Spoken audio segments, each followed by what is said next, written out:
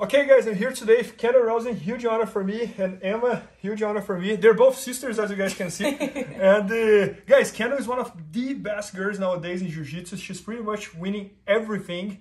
And one thing that's so cool about her is that she has a judo background, wrestling background, gi background, and no gi background. And also your dad, you learned Jiu-Jitsu from your dad, right? Yeah, so my dad, my Jiu-Jitsu since you were like... 5. Yeah, I started like 4 and a half, 5 years old. Mm-hmm. No, that's incredible. And you have like on wrestling, you won like 4 nationals. Yeah. State. Yeah, I won state nationals, did a lot. I wrestled for Team USA. I was at the Olympic Training Center quite a bit before I came back to Jiu-Jitsu. So. No, that's awesome. And guys, Kendall's going to show us here 3 takedowns that you need to know for Jiu-Jitsu from wrestling. Mm-hmm. And I hope you guys enjoy it. All right, let's do it. So I'm going to throw Emma around. It's going to be very fun. And today we're going to work from my favorite position on the feet, which is the underhook. If you've ever watched a competition video of me, it's very likely you've seen one of these takedowns because they are all I like to use. And the reason I'm showing them to you is because they are low risk, they're high reward, and they work on the best people in the world. So first we're going to look at the underhook position. So can you go on this side, Emma? Okay. So to get to my underhook, I'm going to start, mainly I want to make sure that I'm always in a good stance, especially whether it's gi or no gi, we can come into this position the same way, which is really nice for these positions. So I'm going to show you first the knee tap, and again, it works really well in gi and no gi.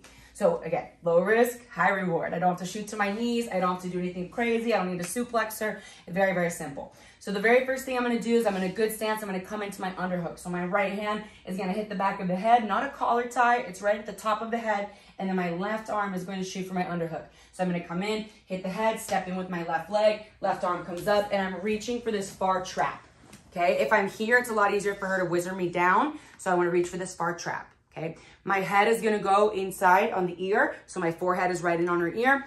Now my right hand is going to go on the back of her armpit here. Okay, so I'm in strong position. I can move her around here. Now I'm going to move my right hand to the back of her armpit. I'm going to pull, and I want to make her step in the direction where I'm looking like I can break her ankle. Now, I'm not going to actually break her ankle, but what I mean by that is that her ankle should roll like this, okay? So her ankle should roll like this rather than taking her back or forward. I want that diagonal angle.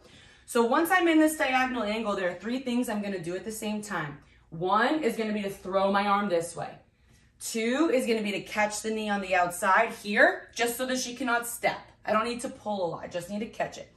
3, I'm gonna run my legs through her legs, and I'm gonna take her down over there, okay? So I'm gonna throw, catch, and run, boom, whoo. And then if she trips me with her foot, I'm gonna fall. But you guys will notice that I finished standing like this, okay? Now, obviously, competitively, I can go down to the ground. I can move into more of like a half guard position. But the major thing is that I'm putting her down without me falling in the way, okay? So instead of shooting to my knees where I might get in trouble, I might get sprawled on, I can stay standing and launch her over, all right? So the beautiful thing about this is we know that when we attack on the legs, this is, you know, something that we're a little behind in the jiu-jitsu world compared to wrestling is in jiu-jitsu, we teach, you know, we're in the closed guard and we look at submissions, back attacks, and sweeps. And we know how to connect those really easily and we transition them together.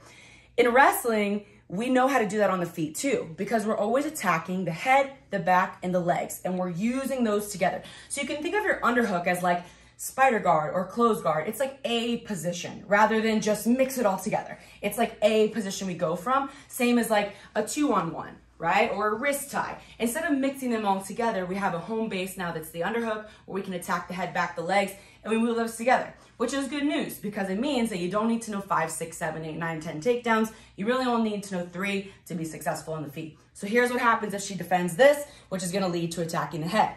So first we attack the legs, right? We went for our knee tap, okay? We go to our strong underhook, we pulled, we made her step, and we went to the legs. Now what will happen is if I go for the legs, she's oftentimes going to back her legs out. So I'm reaching for her legs, she backs her legs out. When she backs her legs out, you'll notice that her head dropped. So if she defends her legs, then I just need to take inventory. Okay, what's available to me, the head or the back? So in this case, it's her back. Sorry, her head, right here. So I'm gonna remove my head. So step 1, I'm gonna take my arm and I'm gonna replace it on her ear where my head was, okay? Step 2, I'm gonna push. Once I feel the push back, I'm gonna swivel my arm over the back of her head and I'm gonna meet her head with my body, boom, here. Now, this is super important to notice that my arms here are like a box. So my elbows are pinched together. Her head is here. This is a very weak front headlock. This, where I use my elbow to guide her, is a very strong front headlock. Now I'm gonna drive in. Once I feel pushed back, I'm gonna pull snap. And now as I finish, I'm gonna drive her butt to her heels to smash her hips down, okay? You'll notice too that my shoulder slides into this pocket where her neck meets her back, so that when I push into her, I don't slide over her back. So I'm controlling the chin independently. I'm not trying to throw her around like a sack of potatoes with my hands locked together. I want independent control of the head and the arm. So I have the chin, back of the tricep, shoulders in the neck here. I'm driving her back.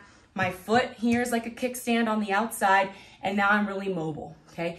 If I drop her hips down like this, I'm now much faster. I'm in stronger control, rather than if she's in a tabletop position here or has one foot posted. This is really difficult for me to attack from. And if I try to spin from here or guillotine her from here, it's likely I'll lose the position because she's much more mobile and she's faster, right? So I want to smash her down. So that's number 2. So that's how we attack the head. Now, we do get our stubborn people who they not only defend the legs, but they also defend the head. So then, you probably guessed it, we go to the back. Because we have that pyramid, right? We've got the head, legs, and back. So, we're going to be in again. I'm going for my underhook. I drill through the entire thing each time because it's really going to help make those connections. So I'm going to pull make her step. I'm going to go for the legs. She steps her legs back. Well, if she doesn't, I'll just take her down.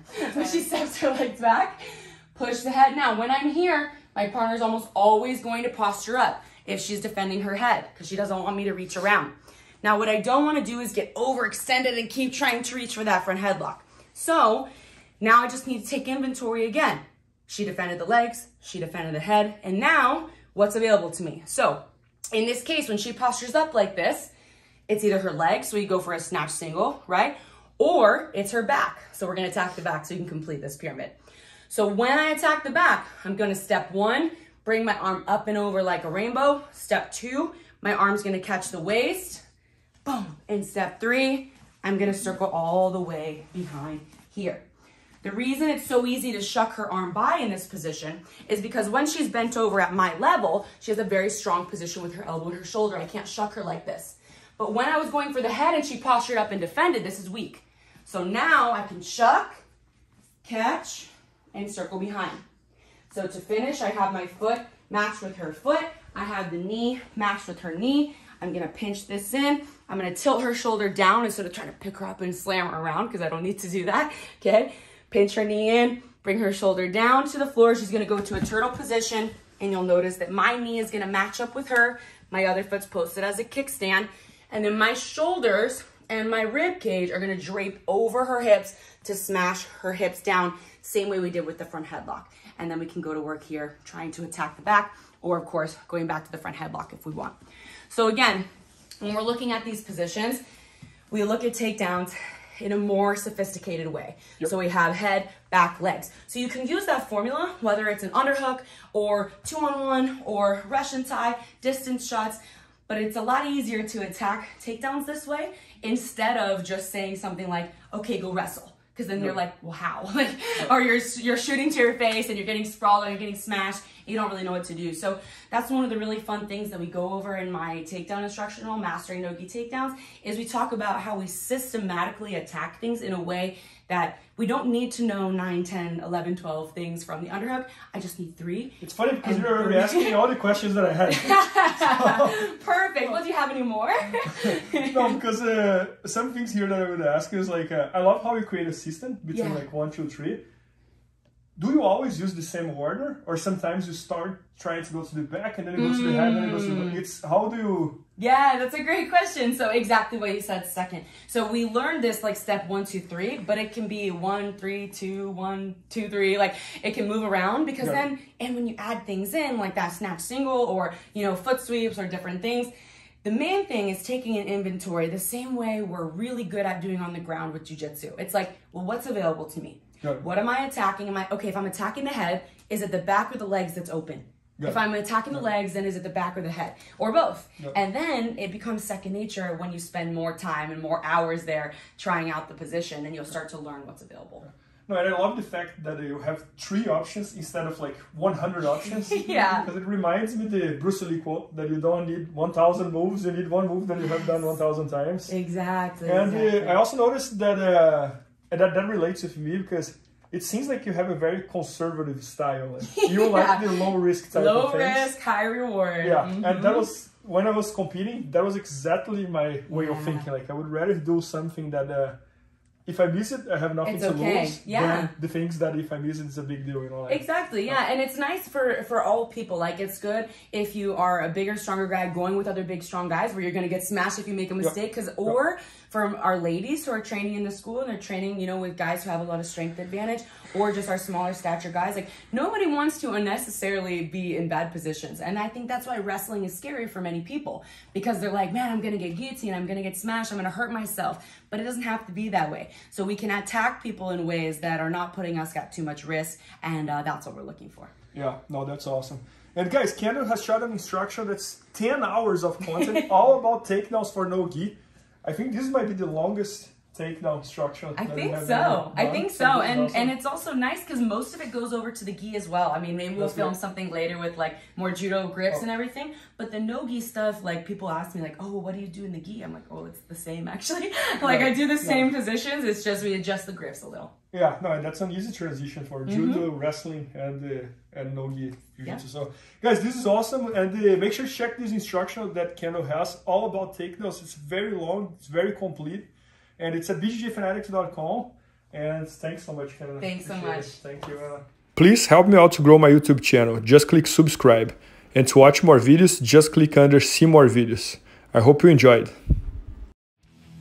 IBJJFanatics.com. Use the promo code YouTubeFaria to get 10% off any instructional video. Improve your jiu-jitsu faster.